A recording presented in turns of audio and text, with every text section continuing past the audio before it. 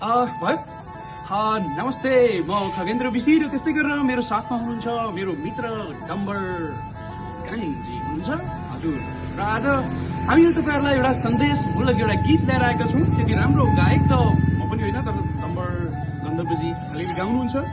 र तपाईँहरूलाई थाहै छ यस्तो किसिमको यो जङ्क फुडहरू, त्यस्तै गरेर यो कुरकुरे मुरमुरे, यस्तै गरेका यो चाहिँ चिज बल यस्तै गरेर यो सबै कुराहरूले आजभोलिको बालबालिकाहरूको लागि र त्यस्तै गरेर विशेष गरेर विद्यार्थी भाइ बहिनीहरूको लागि होइन धेरै नै असर गरिरहेको छ। तर दुःखद कुरा उनीहरू यही कुराहरू खान मन पराउँछन्।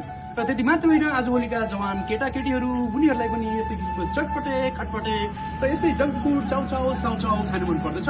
तर यसले उनीहरूलाई एकदमै घाटा पुर्याइरहेको छ, उनीहरूको दिमागले असर गरिरहेको छ, उनीहरूको पेटमा ग्यास्ट्रिक बनाइरहेको छ, उनीहरूलाई विभिन्न किसिमको स्वास्थ्य समस्याहरू ल्याइरहेको छ।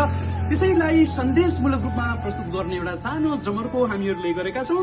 र यो गीतलाई मैले आफै होइन खगेन्द्र विशीले मैले सिर्जना गरेको छु। र मलाई आज यो गीतमा सारङ्गी बजाएर सहयोग गर्दै हुनुहुन्छ हाम्रो डम्बर गायनजीले। र अब त्यति मिठो त छैन, त्यही पनि हजुरले सुन्नुहुनेछ भन्ने आशा गर्दछौँ। र त्यस्तै गरेर मैले अघि नै भने यस्ता किसिमका जङ्क फुडहरू बालबालिकालाई नखुवाउनु होला र यो गीत पनि उहाँहरूलाई सुनाउनु होला र केही सन्देश दिनेछ भन्ने हामी आशा गर्दछौँ। र त्यस्तै गरेर यसले बालबालिकाहरूको स्वास्थ्यमा मात्र होइन, यसले दिमागमा पनि असर गर्दछ। बालबालिकालाई धेरै चकचके चञ्चले बनाउने, एक ठाउँमा बस्न नसक्ने, त्यस्तै गरेर पढाइरहेको बेलामा क्लासमा टिचरले भनेको कुरामा ध्यान दिन नसक्ने जस्ता विभिन्न किसिमका समस्याहरू पनि यसले ल्याउने गर्दछ। Let me tell a little bit about it in English, and these junk foods are really very bad for young people, especially the young students. They get ADHD, deficiencies, disorder, and all these things. They cannot pay the attention to what they've studied, what they've taught, and it's got lots of problem, and it is hampering the whole education system of Nepal. So today I'm Khagendra Bishi and Mr. Dumba. Gain is here, and we are going to sing a song to spread the message that junk food is really very bad. So अब हामी सबैजना हैन रमाउनु होला। जस्तो भए पनि अब सुरु गर्दैछौँ। ल डम्बरजी सुरु गर्नुहोस् त।